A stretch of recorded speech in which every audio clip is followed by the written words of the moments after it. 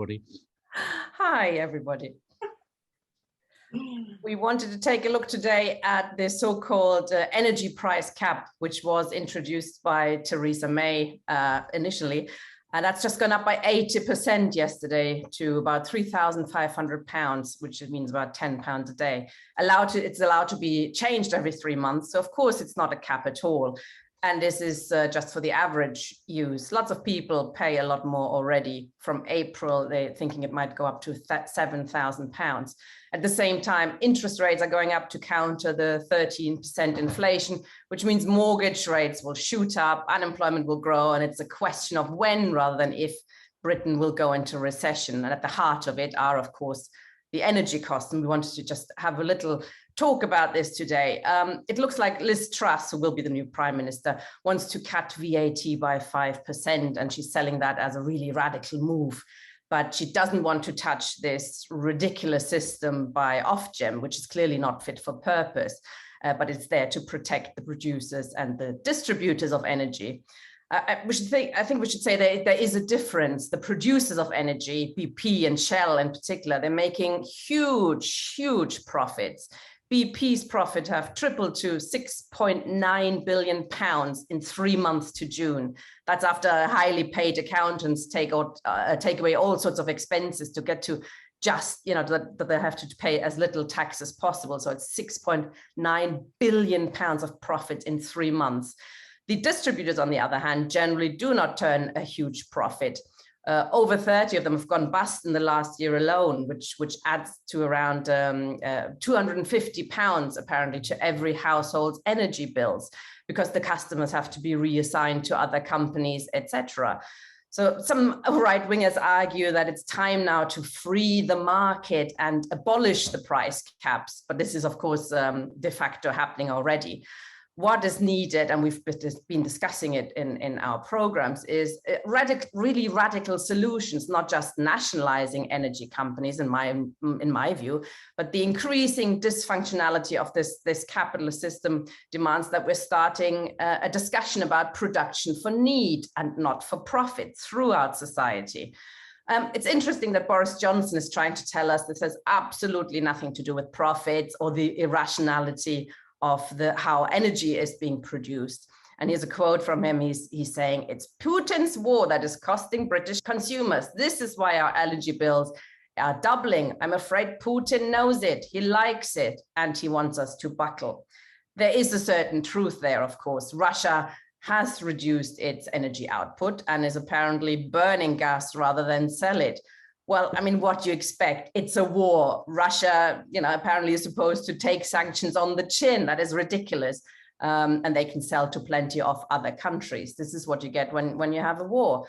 I think it's increasingly looks like it's really important for the West to win this war. And that's why he's also linking this to the energy costs, which of course there's a point there.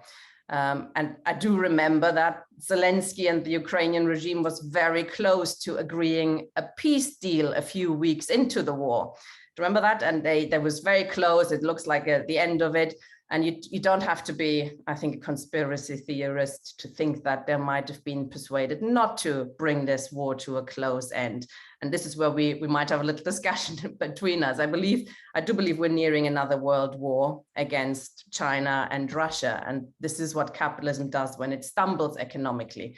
War is an excellent way to increase your sphere of influence, your markets, etc. And China is becoming a problem for US imperialism, which is going down the pan. It's cheaper, quicker, everything is more controlled by its undemocratic regime. It is a rising power and a danger to the US hegemony that is already crumbling.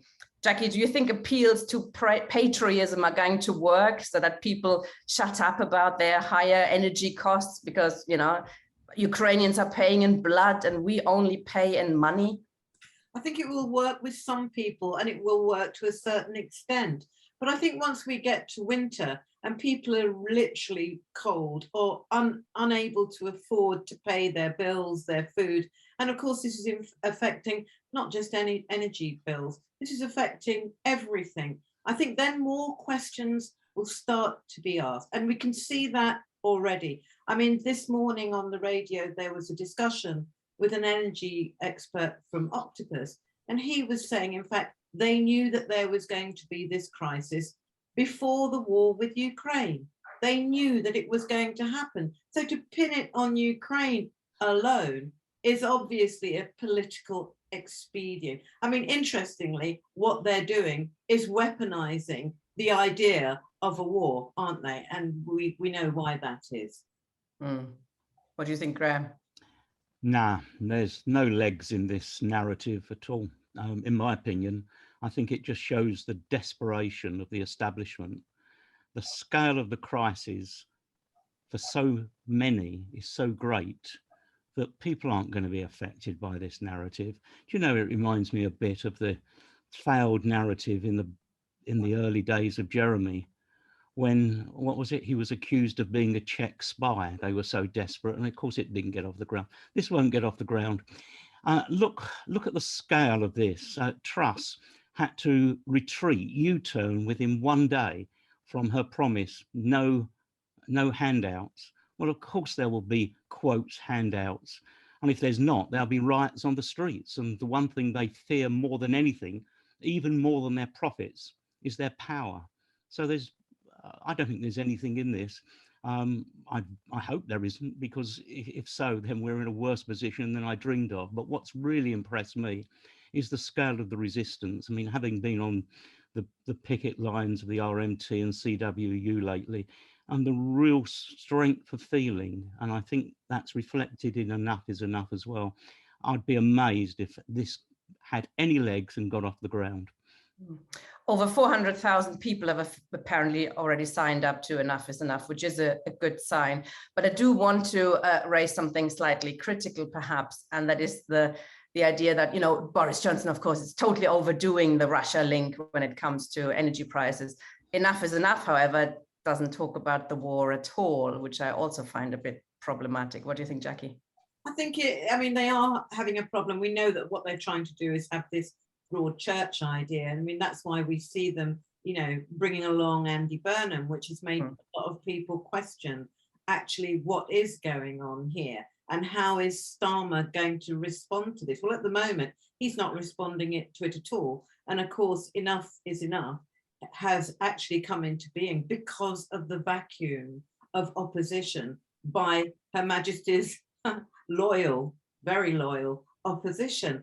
And that's what's going to be interesting to see how far this goes and how far Starmer can actually play I'm above this all politics, because I'm absolutely sure that when Truss gets in, if it is her, she is going to put an offer on the table. And if I was her and I was being smart, I would make sure that my offer was much, much better than the Labour one that's already been put up. And then it's a slam dunk.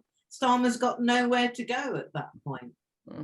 Graham, you have raised the possibility of a minority Labour government, perhaps. So yeah, but let me say, I'm not going to criticise Enough is Enough. Let's give them a bit of slack. It's just begun.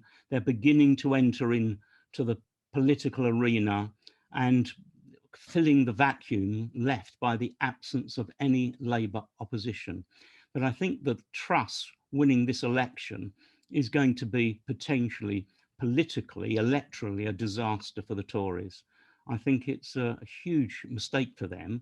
And I think it does open the possibility, probability, nothing certain, of a minority Labour government, in which case Starmer's total absence of any credible alternative and policies will be shown.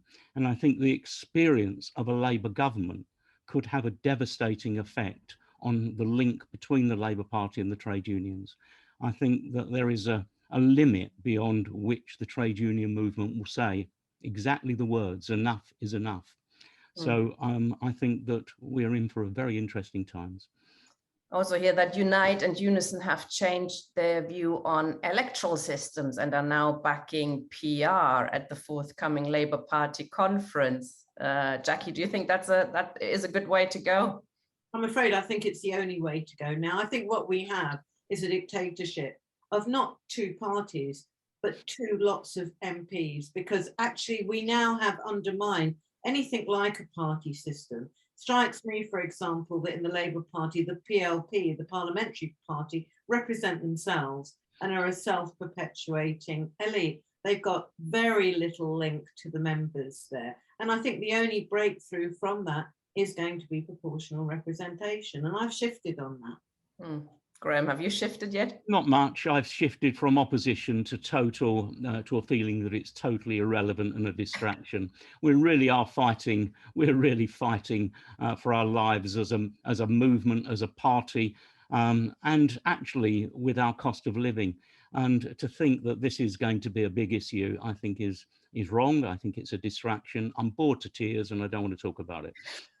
See, the reason why perhaps, well, why myself and perhaps Jackie get excited about it is because it opens up the possibility of a left party that could actually challenge Labour properly at the ballot box. Like in Germany, the Linke Party brings together the whole left in Germany with all various problems, political problems, but it does give the left a chance to use parliament as a platform. Well, you know, sometimes Graham can be wrong. It is possible. And I think in this, without doubt, he's wrong. And in this, he's lagging behind, I think, what many people are thinking, and the only way forward. Because how else are we going to break through this? Through revolution on the streets? You know, are we going to, you know, storm the steps of Westminster? No, that's not happening yet. This is a step on the way to increase democratic control of our legislation. Wow, PR as a step towards revolution. That's a new one.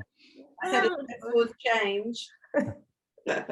On that note, we'll say goodbye for now. Join us Monday, August 29th at 7 p.m. to discuss these issues and lots of other issues. See you soon. Bye-bye. Bye-bye. Bye.